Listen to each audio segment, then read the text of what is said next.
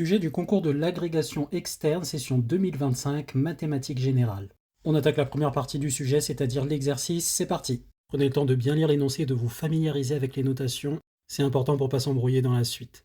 Question 1. Justifiez que le polynôme x³ moins 2 est irréductible sur q. Eh bien tout d'abord, on peut noter que le degré de x³ moins 2 est 3. Donc s'il existe deux polynômes p et q, à coefficient dans q, et qui sont tous les deux de degré supérieur ou égaux à 1, vérifiant que leur produit vaut x3 moins 2. Ça, c'est la définition d'être réductible.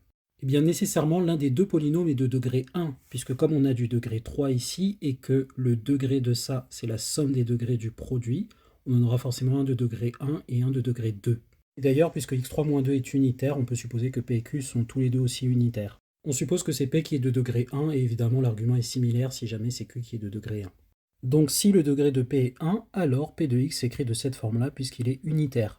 Et on a que alpha est dans Q, puisqu'on a une décomposition en tant que polynôme à coefficient dans Q. Ce qui signifie que notre polynôme a une racine rationnelle. Mais si on écrit sa décomposition dans R, on voit que racine cubique de 2 est une racine évidente de ce polynôme, et que donc on peut factoriser ce polynôme de cette façon-là. Or ce polynôme-là est un polynôme de degré 2 à discriminant strictement négatif, et donc n'admet aucune racine réelle, et donc la seule racine réelle de mon polynôme x³ moins 2, c'est donc racine cubique de 2. On aurait donc nécessairement que alpha est égal à racine cubique de 2, mais racine cubique de 2 n'est pas un rationnel. Ça se démontre par l'absurde exactement avec la même démonstration que racine de 2 n'est pas rationnel. Je te laisse mettre ça en commentaire. Donc on a bien que x³ moins 2 est irréductible sur q. Check. Question numéro 2, justifier que 1 racine cubique de 2 et racine cubique de 4 est une base du q espace vectoriel q racine cubique de 2. Eh bien d'après le cours, vu que x3 moins 2 est le polynôme minimal de racine cubique de 2, oui, parce qu'il ne peut pas en exister un de degré strictement plus petit qui annule racine cubique de 2, à coefficient dans q bien sûr, puisque sinon il diviserait x³ moins 2, et ça voudrait dire que x³ moins 2 ne serait pas irréductible sur q, ce qui n'est pas le cas d'après ce qu'on a fait à la question d'avant. Et donc vu que c'est le polynôme minimal de racine cubique de 2, ça signifie que q crochet racine cubique de 2 est un espace vectoriel de dimension 3.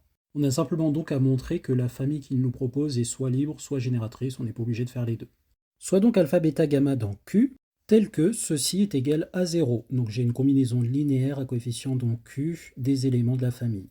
Je vais montrer que alpha, bêta et gamma sont tous les trois égaux à 0. À nouveau par l'absurde, s'ils ne l'étaient pas, cela voudrait dire que j'aurais un polynôme de degré 2 ou moins qui annulerait racine cubique de 2. Oui, parce que le carré de racine cubique de 2, le carré passe sous la racine cubique, ça me fait bien racine cubique de 4. Mais le polynôme minimal de racine cubique de 2, c'est x³ moins 2. Et donc je ne peux pas avoir un polynôme annulateur de x³ moins 2 de degré plus petit que 2.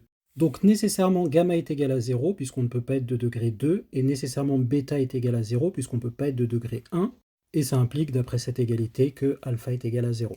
On a donc que cette famille est libre, étant donné que l'espace vectoriel est de dimension 3, elle est libre maximale, et donc c'est une base d'après le cours. Check. On aurait pu aussi facilement utiliser la définition de cet ensemble-là qui est rappelé dans l'énoncé en tant que tous les polynômes appliqués à racine cubique de 2, et on aurait pu montrer que n'importe quel polynôme appliqué à racine cubique de 2 peut être engendré par ceci. On pose alpha est égal à ceci et on considère l'application qu'il nous donne. Et on va écrire la matrice de cette application dans la base 1 racine cubique de 2 racine cubique de 4. Et donc en calculant les images des éléments de la base, on obtient ce résultat. Je te laisse vérifier les calculs.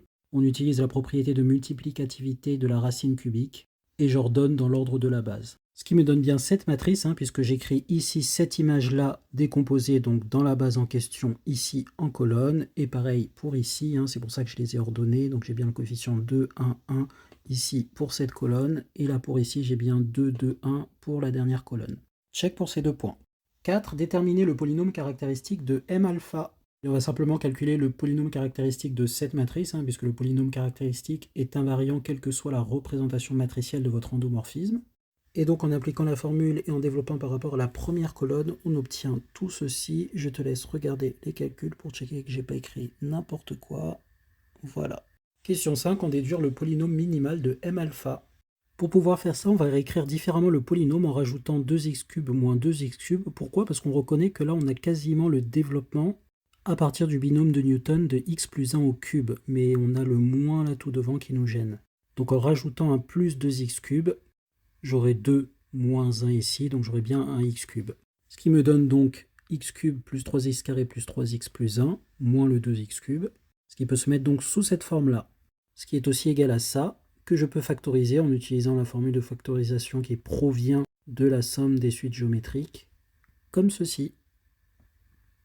Je te laisse vérifier les calculs et mettre la formule en commentaire. Et donc d'après le cours, le polynôme minimal divise le polynôme caractéristique, mais on note d'après cette décomposition que notre polynôme est irréductible sur Q. Car ceci on ne peut pas réduire, c'est un polynôme de degré 2 à discriminant strictement négatif, je te laisse vérifier les calculs en commentaire.